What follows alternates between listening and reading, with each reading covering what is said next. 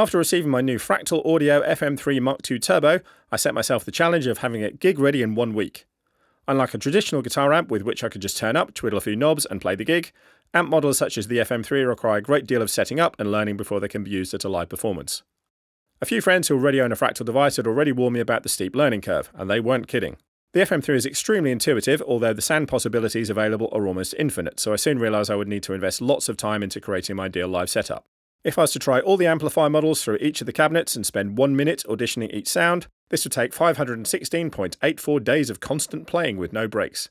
I therefore needed a system to help me figure out what works when playing live. I was initially concerned about only having 3 foot switches to control my live sounds, although the FM3 is insanely clever when it comes to how the 3 foot switches are utilised. Being new to the Fractal world, I didn't want to go heavy into editing the 9 existing and cleverly thought out foot switch layouts, as I did not know how I would eventually use them all. I therefore edited the per preset layout, as this only affected the one preset I would initially use for learning the FM3 in a live situation. I created a clean, overdrive and lead sound, then I assigned a foot switch to each sound. If I hold down the far right switch, the 3 foot switches engage or disengage 2 separate drives and a volume boost. I did this so I could audition 2 separate drive blocks whilst playing live, as sounds are never the same as when sitting in front of a computer. Hold the far right switch again and I now have control of a chorus, tremolo and delay.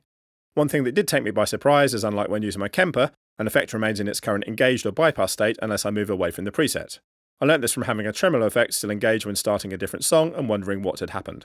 One more hold of the far right switch and I have the tuner, a compressor and tap tempo at my disposal. Holding the far left and far right switches cycle through each set of 3 switching setups. So holding the far left switch on the first scene selection group that switches between clean, dirty and lead takes me to the tuner and tap tempo group. This switching system worked very well for testing newly created sounds live. I will change the layout once I start to find what is working for me so I can have access to many more sounds, although I wanted to test drive the core sounds I would use for the band. I've learnt a lot since the first gig using the FM3 and I've created some truly wonderful sounds, although I thought I would share my initial creations. For my clean sound, I use the AC20 12AX7 treble amp through a 1x12 AC20 DLX 160A legacy cab type on the left, and a 1x12 G12T 121B legacy cab type on the right. These cabs are used for all amps, as I forgot to go back and tweak them once I was engrossed in other areas of sound creation. I added a pedal compressor 1 before the amp, and after the cab a bit of analog mono delay and London plate reverb. For my dirty sound, I chose the Brit Silver amp and used this with a drive pedal in front for my lead sound. I chose the T808 mod drive, although I also added a tube drive 3 knob so I could see how they compared live. I also added a stereo tape delay in parallel for my lead sound. A crybabe wah was also added, and it burst into life when I moved the expression pedal from the heel down position. I did find the sounds a bit dark at the gig, and I have since EQ'd to taste. The levels also required tweaking, as my lead sound wasn't quite cutting through how I'd have liked, although all in all I was extremely pleased with the first gig using the FM3. One other thing I learnt was that although I set the scene levels for output 1, I forgot to set them for my in-ear mix at output 2. I expect the sound not cutting through is more to do with my in-ear mix, so it probably sounded fine out front. So, am I pleased with my new purchase? Yes. The FM3 is far better than I could have possibly imagined. I look forward to hearing what is possible as I learn how to use this incredible piece of guitar gear.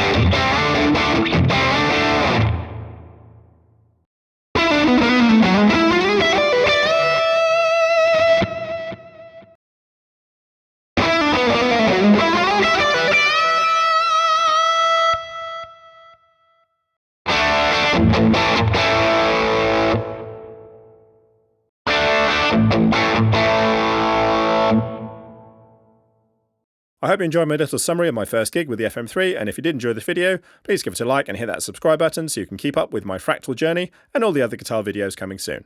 Bye for now.